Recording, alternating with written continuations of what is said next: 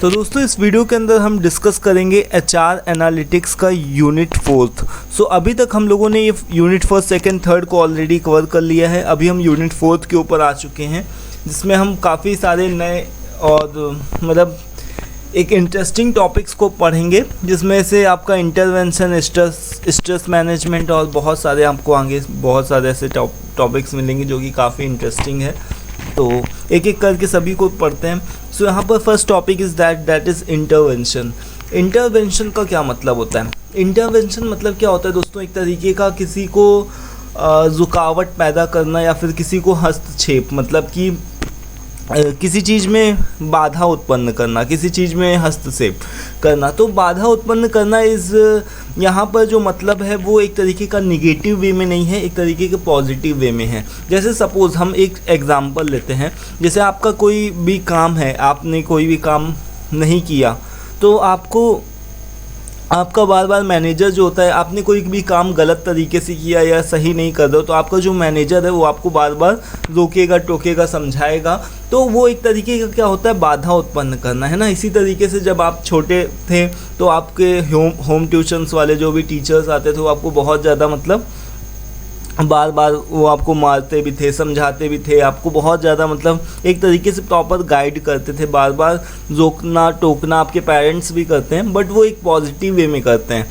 तो वो इसका मतलब सिंपल सा यही है कि an intervention is an action taken to help improve a situation और सॉल्व अ प्रॉब्लम। यानी कि कोई दिक्कत होती, कोई परेशानी होती है तो उस प्रॉब्लम को सॉल्व करने के लिए या किसी पर्टिकुलर सिचुएशन को सॉल्व करने के लिए एक तरीके की बाधाओं को या फिर मतलब हस्तक्षेप करना भी ज़रूरी है ना। जैसे अगर सोचो कि अगर जो भी रोड हो वो एकदम फ्लेक्सिबल हो, एकदम स्मूथ रोड हो तो उसमें गाड़ी चलाना कितना ज़्यादा मुश्किल हो जाएगा। इसीलिए एक क्या होता है कि जो भी कार जहाँ पर भी चलती है तो वहाँ पर एक तरीके का एक उसको हम घर्षण बोलते हैं, मतलब कि वो उसको थोड़ा सा रफ बनाते हैं उस रोड को, है ना। तो वो रफनेस इस वजह से ज़रूरी ताकि बहुत ज़्यादा मतलब कि अलग तरीके से गाड़ी हमारी भागने ना लगे। इसी तरीके से जब भी हम जो हमारे जितने भी घर होते हैं या फिर मकान होते हैं, जो भी हमारे ये स्टेयर्स होते हैं, सीढ़ियाँ होती हैं, उसमें भी कहीं ना कहीं थोड़ा सा हम उसको रफ बनाते हैं जिससे कि कोई फिसल करके गिर ना जाए। तो इसी तरीके से जब भी हम ऑर्गेनाइजेशन में काम करते हैं तो हमारे मतलब कि काम करने के दौरान में हमको कुछ जो लोग होते हैं, हमारे मैनेजर्स होते हैं, सीनियर्स होते हैं, बॉस होते हैं, थोड़ा बहुत हमको रोकते टोकते हैं या फिर किसी भी तरीके से हमको कुछ समझाते हैं, तो वो उसको हम इंटरवेंशन बोल रहे हैं, यानी कि बाधा उत्पन्न करना। सो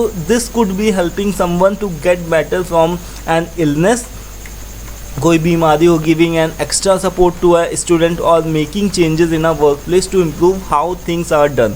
सो इसको इंटरवेंशन बोलते हैं।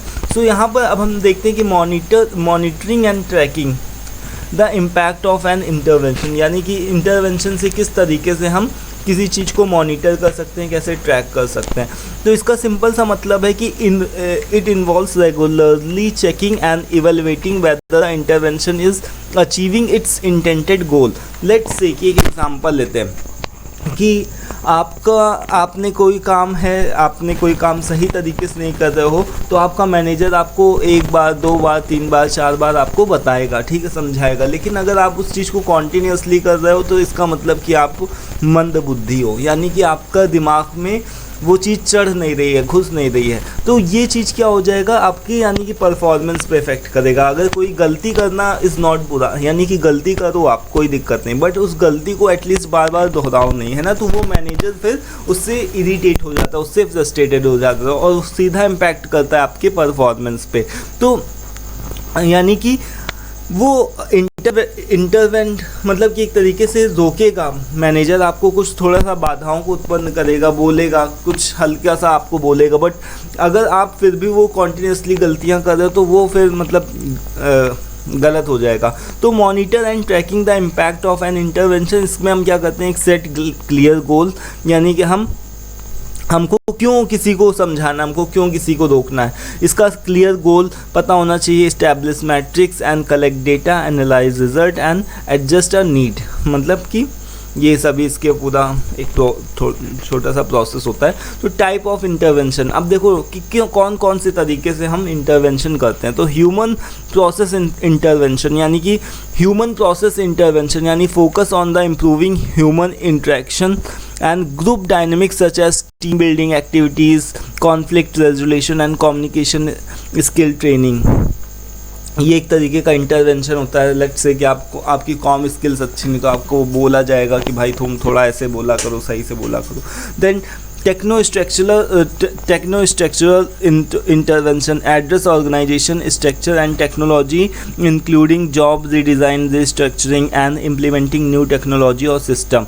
तो उसको हम टेक्नो स्ट्रक्चर यानी कि कोई भी तरीके का कंपनी आपकी ऑर्गेनाइजेशन स्ट्रक्चर जो होता है वो कुछ गलत है या नहीं सही है, या टेक्नोलॉजी उसमें और कुछ एडवांस होनी चाहिए, तो उससे रिलेटेड कुछ जो भी ऑडिटर्स आते हैं या फिर बाहर से लोग आते हैं वो देख करके ये चीज़ों को बताते हैं। इसी तरीके से HRM इंटरवेंशन यानी related to the human resource management जैसे प्रैक्टिसेस, जैसे परफॉर्मेंस मैनेजमेंट सिस्टम, यानी एक तरीके का जो बीच में रुकावट पैदा करना है ना।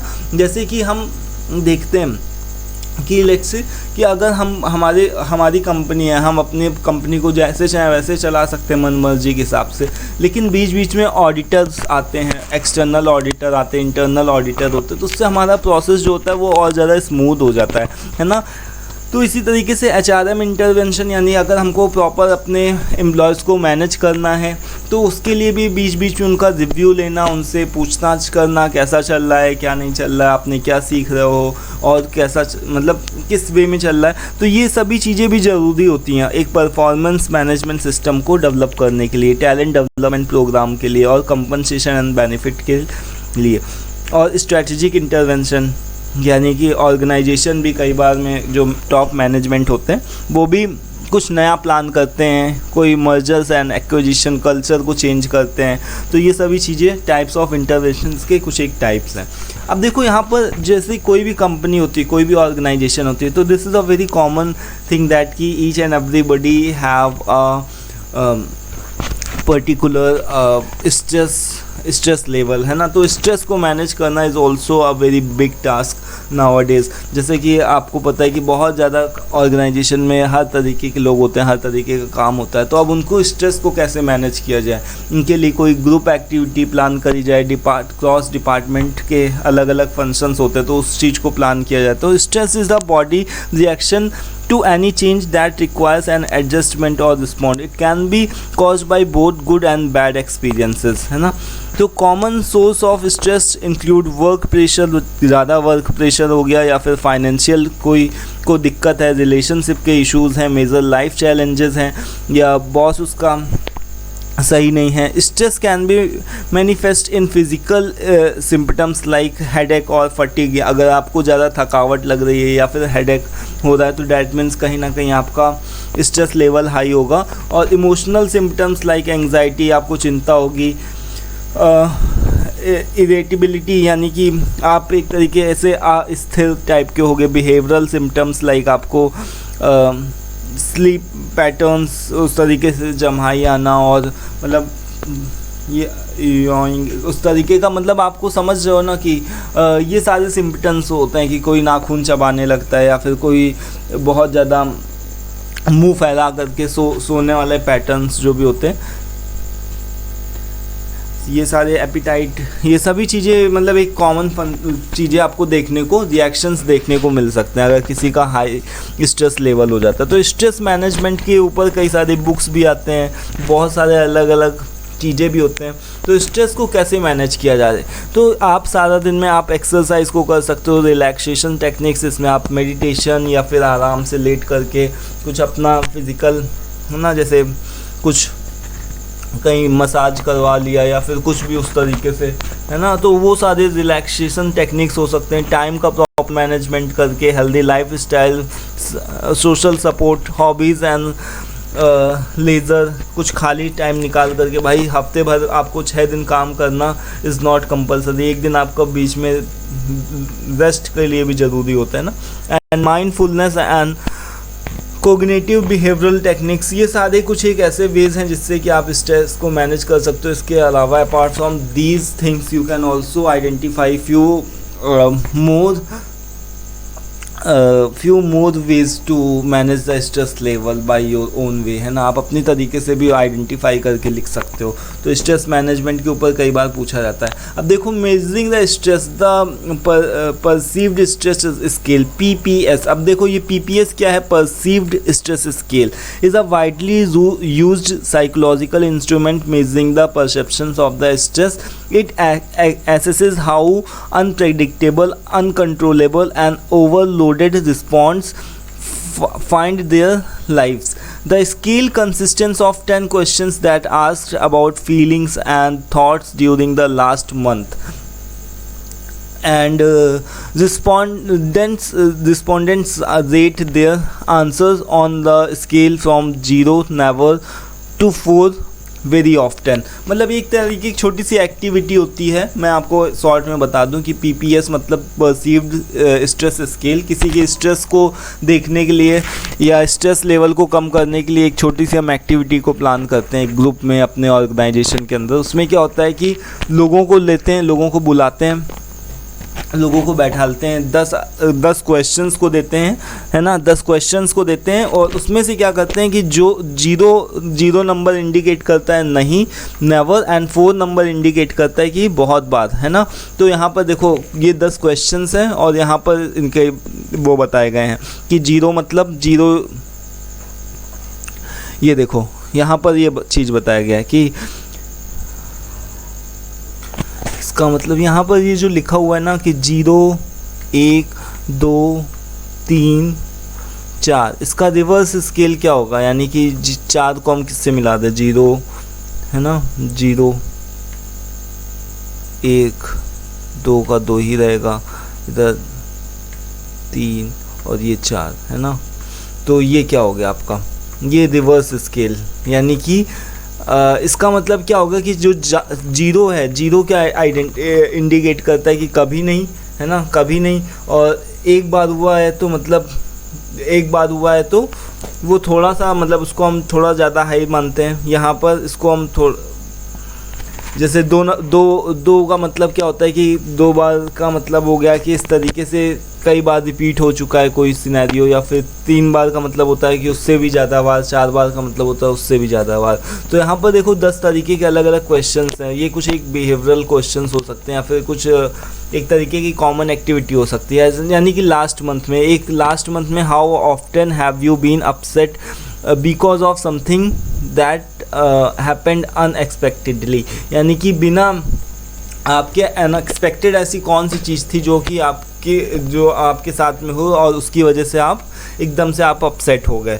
ठीक है, लास्ट मंथ में आपके साथ में ऐसा क्या हुआ था कि how often have you felt that you were unable to control the important things in your life, यानी कि आप अपनी लाइफ में कुछ एक इम्पॉर्टेंट जो कि आपके लिए काफ़ी ज़्यादा मायने रखती हैं, उन सभी चीज़ों को आप कंट्रोल नहीं कर पा रहे हो, आपके हाथ से वो छूटी जा रही हैं। In the last month how often have you felt nervous and stressed, यानी कि लास्ट मंथ में आपने कितना ज़्यादा नर्वस थे और कितना ज़्यादा स्ट्रेस्ड थे, उसको इंडिकेट करना है। 0 मतलब कि कभी नहीं, 1 का मतलब थोड़ा बहुत, 2 का मतलब उससे ज़्यादा, 3 का मतलब उससे ज़्यादा, 4 का मतलब उससे ज़्यादा। ये सब क्वेश्चंस के ऊपर लागू होता है। इस तरीके से ये 10 क्वेश्चंस हैं अलग अलग, और मतलब आपको ये याद नहीं करना, ये एक तरीके की छोटी सी एक्टिविटी होती है जो कि हर ऑर्गेनाइजेशन में यूज़ करी जाती है। सो अब देखो यहाँ पर इस तरीके का ये आपको पता चल गया कि PPS मतलब कि मेजरिंग द स्ट्रेस, ये एक तरीके का वो होता है स्ट्रेस को मैनेज करने के लिए छोटी एक्टिविटी का प्लान करना। तो ये इस तरीके से आप मान सकते हो। Then detached involvement is another thing, जिसमें आप क्या करते हो कि एक तरीके से it refers to a balance approach in professional and personal interactions where an individuals remain engaged and supportive but also maintain an appropriate emotional distance.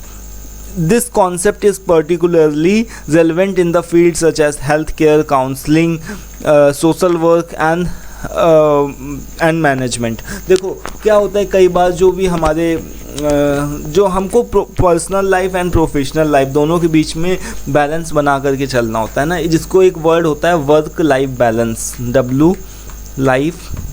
Work life balance, WLB, work life balance. Work life balance में क्या होता है दोस्तों कि हम कई बार ऐसे organisation के साथ जुड़े होते हैं या फिर कहीं पर ऐसा काम कर रहे होते हैं, जैसे सपोज दैट कि कोई डॉक्टर है, तो डॉक्टर एकदम मतलब कि बहुत, अगर वो ईमानदारी से काम कर रहा है या कुछ भी कर रहा है, ठीक है, दैट वो बहुत अच्छी बात है। लेकिन अगर बहुत ज़्यादा उसमें घुस गया तो उसको कई बार खुद भी मतलब अपनी उसकी उसी को दिक्कत होने लगती है। इसी तरीके से कोई काउंसलिंग करने वाला जो बंदा है, अगर वही परेशान हो गया किसी दूसरों की बातों से, या मान लो कि हम काउंसलर हैं और मेरे पास में कोई अपनी दिक्कत समस्या लेकर के आया और उसकी दिक्कत समस्याओं में इतना ज़्यादा उलझ गए कि हमको खुद ही दुखी होगा उसके दुख को सुन करके, तो उसमें भी काउंसलिंग के बीच में सोशल वर्क हम कोई कर रहे हैं। जैसे कि आप देखते होगे ना, जैसे जो भी NGOs वगैरह होते हैं जो कहीं जाते हैं कुछ अच्छा काम करते हैं, तो अब किसी दुखी पीड़ित को देख लिया तो अब उनको देख करके मतलब एक हमको अंडरस्टैंडिंग होनी चाहिए कि हमको पता होना चाहिए कि हम इनकी हेल्प करने के लिए हैं, लेकिन इनके जैसा बनने के लिए नहीं है, ठीक है। तो यही होता है कि हमको वर्क लाइफ बैलेंस सिखाता है कि हमको वर्क में एक पर्सनल एंड प्रोफेशनल, जैसे कि आप अपना दोस्ती यारी अपनी जगह, कहीं पर भी आप ऑर्गेनाइजेशन में काम करोगे, सब दोस्त हैं, सब तरीके का आपके कलीग्स हैं, हंसी मजाक एक अलग अपनी बात हो गई, बट उसमें भी आपका क्या होता है कि एक तरीके का इमोशनल डिस्टेंस मेंटेन होना ज़रूरी है ना। तो वही एक अच्छा मैनेजर होता है जो कि सबके साथ अच्छे बना करके भी रखे, लेकिन उसके साथ ही साथ में अपना एक पर्सनल इमोशनल मतलब एक तरीके का डिस्टेंस और एक लिमिटेशंस को भी बना करके रखे। ये नहीं कि बहुत ही ज़्यादा एकदम क्लोज हो गए आपस में काम करते करते, एकदम मतलब परिवार के तरीके काम कर रहे हैं, तो वो भी चीज़ कहीं ना कहीं गलत हो जाती। तो इन्वॉल्व तो हो, लेकिन कहीं ना कहीं उससे डिटैच्ड भी रहो। ये नहीं कि एकदम बहुत ही ज़्यादा इन्वॉल्वमेंट हो गए, तो वो चीज़ें गलत हो जाती हैं। जैसे कि एग्जांपल यहाँ पर बहुत सारे मैंने आपको दे ही दिए। तो जैसे काउंसलर्स होते हैं, थेरेपिस्ट होते हैं, दे लिसन, वो जो काउंसलर्स होते हैं वो सुनते हैं, समझते हैं बातों को। उसके बाद में provide support to their clients without becoming the personally involve in their clients problem, है ना। उनकी खुद की प्रॉब्लम के अंदर घुस नहीं जाते हैं कि उनकी दिक्कतों को समझने लगे तो वो खुद ही दुखी हो गए। जैसे सब किसी ने बताया करके कि मेरे घर परिवार में बहुत दुखी मैं मतलब कहाँ बहुत ही दुखी का माहौल चल रहा है, कुछ ऐसा है, ये दिक्कत है, वो दिक्कत है, तो अब उनकी दिक्कतों से वो खुद उलझ गए तो फिर वो नहीं समझा पाएंगे, है ना, या फिर वो मतलब एक्चुअल में दुखी हो जाएंगे। तो इसलिए उनको ये चीज़ हमेशा उनको अंडरस्टैंडिंग होनी चाहिए कि उसकी दिक्कत अलग है, मैं यहाँ पर बैठा हूँ तो उसको समझाने के लिए बैठा हूँ। इसी तरीके से जो भी मैनेजर्स होते हैं, they care about their employees, वो अपने एम्प्लॉयज़ की वेल बीइंग की बात करते हैं एंड परफॉर्मेंस की बात करते हैं, but maintain a level of detachment to make unbiased decision. किसी के साथ में अनबायस्डनेस ना हो जाए, है ना, एक लिमिटेशन बनी रहे, दैट बेनिफिट द ऑर्गेनाइजेशन, है ना। हम सबके लिए मान लो HR डिपार्टमेंट है वो एम्प्लॉयज़ के लिए ही है, लेकिन अब ऑर्गेनाइजेशन को मतलब कि ऑर्गेनाइजेशन को कर्ज में डुबो करके हम एम्प्लॉयज़ की बेनिफिट की बात नहीं कर सकते, है ना। तो ये सारी चीज़ें एक आपको अच्छे से लिमिटेशंस पता होनी चाहिए। इसी तरीके से हेल्थ केयर का भी यहाँ पर एग्जांपल दिया गया है, सब कुछ है। आई होप कि क्लियर हो गया होगा। इसी तरीके से अब हम यहाँ बात करते हैं इंटरपर्सनल रिलेशनशिप की। तो इंटरपर्सनल रिलेशनशिप मतलब कि it refers to the interaction and connections between two and more people. Interpersonal relationship मतलब कि हमारे आपसी व्यवहार किस तरीके के हैं ऑर्गेनाइजेशन के अंदर, अपने सोसाइटी के अंदर। तो these relationship are essential in various context including personal, social and professional settings, है ना। तो इंटरपर्सनल रिलेशनशिप बहुत ही ज़्यादा ज़रूरी होते हैं, वहीं इंट्रापर्सनल रिलेशनशिप उससे भी ज़्यादा ज़रूरी होती है। तो अब इंटरपर्सनल का मतलब कि हम लोगों से किस तरीके से वार्तालाप करते हैं, है ना, ये इंटरपर्सनल, और ये इंट्रा INTRA, है ना। तो दोनों के बीच में डिफरेंस समझ लो। इंटरपर्सनल के अंदर क्या होता है कि हमको पता होता है लोगों से कैसे मिलना है, लोगों से कैसे घुलना है ना, उनसे किस तरीके की बात करते हैं। मैं इंट्रापर्सनल के अंदर हमको खुद के बारे में भी अवेयरनेस होनी चाहिए। हम लोगों से बात करते हैं, हम सब कुछ करते हैं, लेकिन हमको अपने खुद की भी self realisation, self regularisation, self reflection की हम बात करते हैं। हमको खुद के बारे में भी अवेयरनेस पता होती है कि हमारी क्या स्ट्रेंथ है, हमारी क्या वीकनेसेस हैं, हम क्या अच्छा काम कर सकते हैं। तो हमको अपने सेल्फ मतलब कि डेवलपमेंट के लिए हम इंट्रापर्सनल रिलेशनशिप अपने खुद के साथ में अच्छा भी रिलेशनशिप मेंटेन करना होगा। ऐसा नहीं है कि हम केवल दूसरों से ही अच्छा रिलेशनशिप मेंटेन करते रहें और ख़ुद को गालियाँ देते रहें, तो ऐसा भी नहीं होना चाहिए। आपको सबसे पहले अगर कॉन्फिडेंट बनना है ना, तो आपको अपने ऊपर कॉन्फिडेंस जगाना पड़ेगा कि आपको खुद देखना पड़ेगा कि yes I am that person, I am this person. तो अपने आप में अगर कॉन्फिडेंस आ जाएगा ना, तो दूसरे लोग आपकी बातों को हमेशा ही मानेंगे, समझेंगे, सुनेंगे। सो ये चीज़ होती है। इसी तरीके से एक आपका एक और भी ये होता है इंटरपर्सनल रिलेशनशिप। इंटरपर्सनल रिलेशनशिप का मतलब क्या होगा कि आप क्रॉस पर्सनल, मतलब कि आपके अलग अलग डिपार्टमेंट से, जैसे कि सपोज दैट कि आप HR से हो और कोई BDCS है ना, BD सेल्स का कोई बंदा है, तो उससे भी आप अच्छे से रिलेशनशिप बना करके रखोगे। ये नहीं कि अपनी टीम के मेंबर से आपने अच्छी दोस्ती यारी बना करके रखी है, दूसरे डिपार्टमेंट का है उससे आप मतलब कि बना करके नहीं चल रहे हो। तो हर एक से आपको मतलब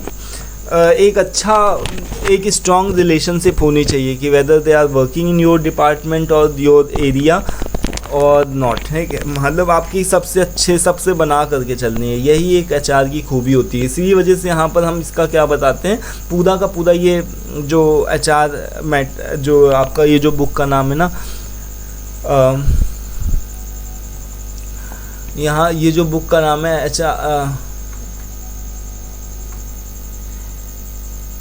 देखो बुक का नाम ही भूल गए। तो HR एनालिटिक्स जो भी आप बुक का नाम है ना, तो HR एनालिटिक्स के अंदर मतलब कि एक जो ह्यूमन रिसोर्स जो एक HR मैनेजर होता है ना, वो हमेशा इन चीज़ों का ध्यान रखता है कि वो खुद के साथ में भी उसके अच्छे संबंध हो, दूसरे लोगों के साथ में भी अच्छे संबंध हो, इसके साथ ही साथ में जो उसके काम के जो भी मतलब कि उसके जो डिपार्टमेंट के लोग नहीं भी हैं, तो उनसे भी अच्छे एक रिलेशनशिप बना करके रखना है ना, in order to achieve the organisational goal and ensuring efficient operations. तो ये चीज़ होता है। तो सोर्सेज ऑफ स्ट्रेस के बहुत सारे सोर्स हो सकते हैं, जैसे कि मैंने आपको बताया ना कि वर्क का प्रेशर ज़्यादा है, या फिर पर्सनल लाइफ, उनकी पर्सनल लाइफ में कोई दिक्कत चल रही है, हेल्थ कॉन्सर्न, अगर कोई बीमार है तो उससे रिलेटेड भी स्ट्रेस आ सकता है।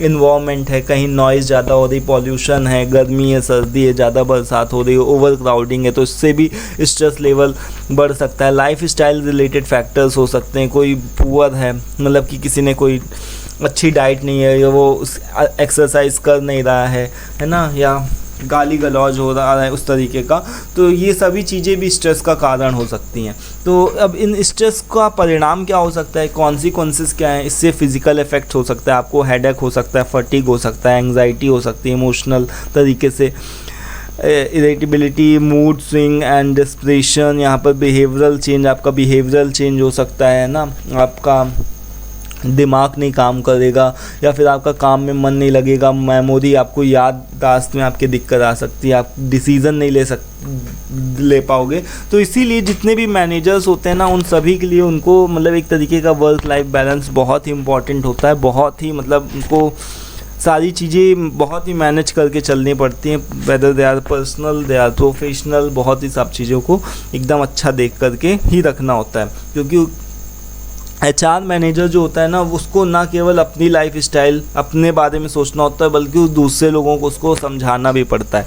तो ये सारी चीज़ें होती हैं। सो अभी नेक्स्ट हमारा है that is value change. Value change का मतलब क्या हो गया दोस्तों हमारा, इसका सिंपल मतलब यही होगा कि जब भी आपका कोई भी जो ट्रस्ट लेवल होता है, या फिर जो आपका बिलीफ सिस्टम होता है ना, बिलीफ सिस्टम जो होता है वो आपका चेंज हो जाता है, उसी को हम क्या बोलते हैं, वैल्यू चेंज। यानी कि आपका जो पहले परसेप्शन था, जो आप जैसा पहले मानते थे, वो चीज़ अब नहीं मानते हो। आप अपने लुक एट योर चाइल्डहुड, है ना, जब आप अपने बचपन के दिनों में थे, आप क्या मानते थे कि हम जब बड़े हो जाएंगे, जब बहुत सारे तब पैसे कमाएंगे और तब हमको बहुत ही अच्छा लगेगा, इस तरीके से। Now what you are thinking, you just think about your childhood कि हाउ हैप्पी इट वाज, है ना, and you were just chilling and phubbing with your friends और योर, है ना, मतलब अपने स्कूल कॉलेजेस में आप कितना मज़ा करते थे, तो आपने अपने लाइक चाइल्डहुड के डेज़ को आप जो भी याद करते हो तो उसको भी सोच करके बहुत सारे लोग खुश होते होंगे। तो वैल्यू चेंज यानी कि एक सर्टेन कोई भी एक्सपीरियंस के बाद में, एक सर्टेन टाइम के बाद में जो आपका बिलीफ सिस्टम है वो जो चेंज हो जाता है उसको ही हम क्या बोलते हैं, वैल्यू चेंज। तो value change refers to the process of individual और societies revising their beliefs, attitude and priorities about what is important और डिज़ायरेबल। यानी कि जैसे कि सपोज दैट कि पहले के टाइम के लोग क्या समझते थे कि लड़कियों का ज़्यादा बाहर निकलना नहीं सही है, उनको घर के अंदर रखो, ये करो वो करो। अब now what the people are thinking, they think about कि girls are also the part of our society, they should also upgrade themselves, है ना, they should also learn how to be responsible, how to be a professional worker. यानी एक तरीके से मतलब हर तरीके का लड़कियों के लिए अभी सभी लोग सोचने लगे हैं। तो ये क्या हुआ है, एक तरीके की सोसाइटी के अंदर चेंजेस आए ना, तो उसको ही हम क्या बोल रहे हैं, वैल्यू चेंज।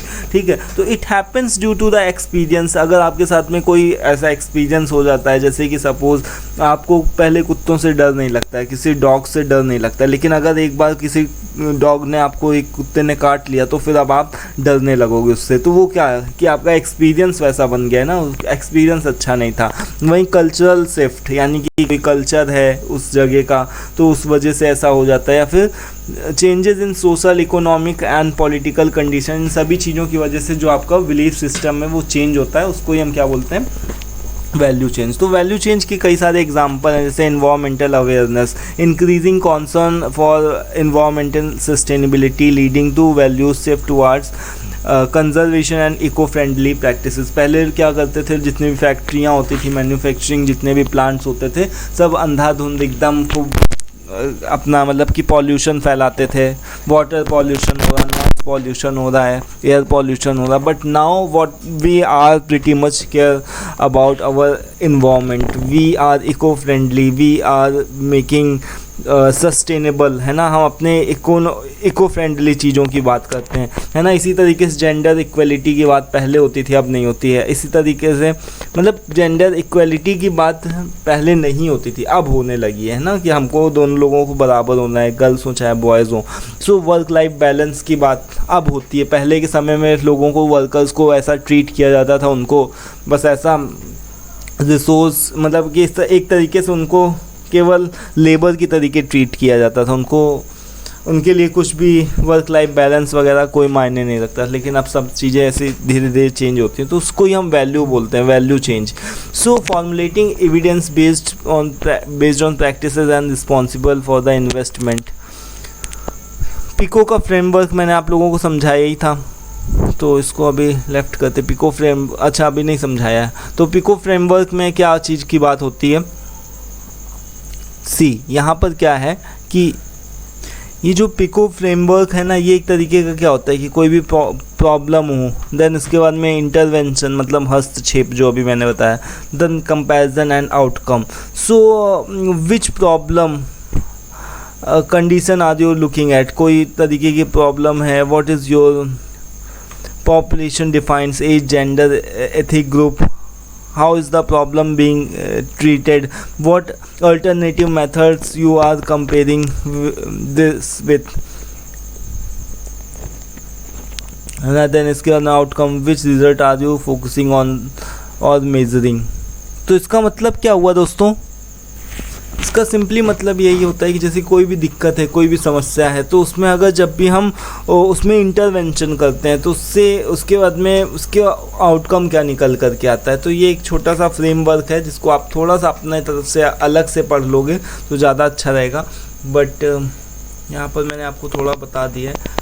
अब एक और भी चीज़ है यहाँ पर, ये होता है mediation process, evaluating mediation process. ये कई बार क्वेश्चन पूछा जाता है मीडिएशन प्रोसेस के बारे में। तो मीडिएशन प्रोसेस क्या होता है, जैसे कि सपोज दैट दो लोगों के बीच में कॉन्फ्लिक्ट चल रहा है ना, दो लोग आपस में लड़ झगड़ पड़े, तो वो तीसरा जो भी बंदा होता है वो क्या करता है, उनके दोनों के बीच के कॉन्फ्लिक्ट को क्या करता है, रिजॉल्व करता है। तो उसको ही हम क्या बोलते हैं कि अगर जो बीच में थर्ड पर्सन आ जाता है ना, कि न्यूट्रल थर्ड पार्टी जिसका उन दोनों से कोई लेना देना नहीं है, तो उसको ही हम क्या बोलते हैं, मीडिएटर बोलते हैं। मतलब एक तीस का जो दोनों के बीच की प्रॉब्लम्स को सुनता है, समझता है और कॉन्फ्लिक्ट को सॉल्व करता है, तो उसको ही हम, तो इससे क्या होता है कि कई सारे हमको बेनिफिट होते हैं। तो दोनों के बीच का कॉन्फ्लिक्ट ख़त्म हो जाता है, दोनों आपस में मतलब समझदारी के साथ में फ़ैसला ले लेते हैं, है ना। जैसे लेट्स से कि थिंक अबाउट योर चाइल्डहुड, तो आप दो भाई बहन आपस में लड़ने लगते थे या कोई दिक्कत हो जाती थी, तो पेरेंट्स बीच में आकर के उनका बीच बचाव करते थे।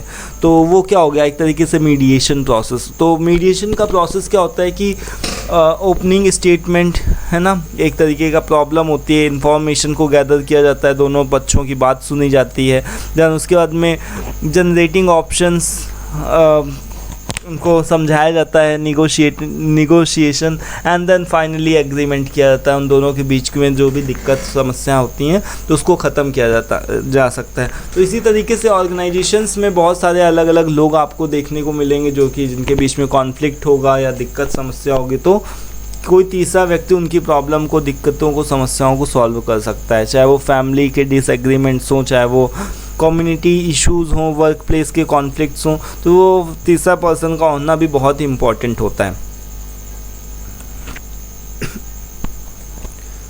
ये कुछ एक यहाँ टाइप्स बताए गए हैं इसके, ये देखो।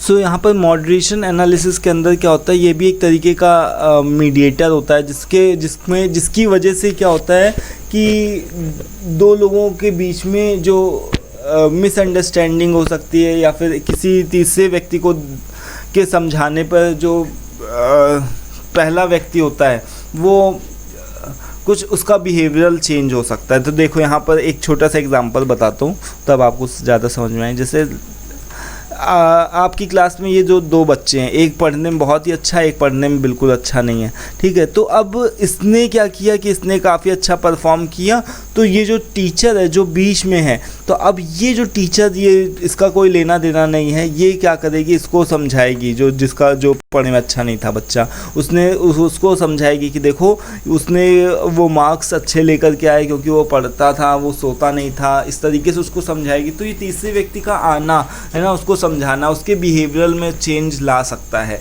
तो इसी तरीके से क्या होता है कि ऑर्गेनाइजेशन में अलग अलग तरीके के लोग होते हैं, तो हमको किसी का एक रोल मॉडल बना करके समझाना होता है, बताना होता है। तो ये इंट्रैक्शन एनालिसिस, और देन यहाँ पर जैसे बताया क्या गया है, तो इसमें सिंपली इसका भी वही मतलब एक तरीके से उसको बोल सकते हो मॉडरेशन एनालिसिस। देखो इंट्रैक्शन एनालिसिस में क्या डिफरेंस है, इसमें क्या होता है कि जो जैसे दो अलग अलग फैक्टर्स हैं, दो अलग अलग वेरिएबल्स हैं, जिसके एक की वजह से दूसरा कोई चेंज हो रहा है, तो वो ज़रूरी नहीं है कि हमेशा अगर इन दोनों के लिए बात सही हो तो वो दूसरे लोगों के लिए भी बात सही हो, है ना। जैसे कि अगर जो भी यंग पीपल होते हैं तो वो अगर ज़्यादा एक्सरसाइज करेंगे तो उससे क्या होगा कि वेट लॉस होगा उनका, तो वो बात में भी सही भी हो सकती है बूढ़े लोगों के लिए, और सही नहीं भी हो सकती है ना, क्योंकि वो उन लोगों को ज़्यादा रिकमेंड नहीं किया गया कि वो बहुत ही ज़्यादा फिजिकल एक्टिविटी करें। उनको रिकमेंड किया गया है कि आप मतलब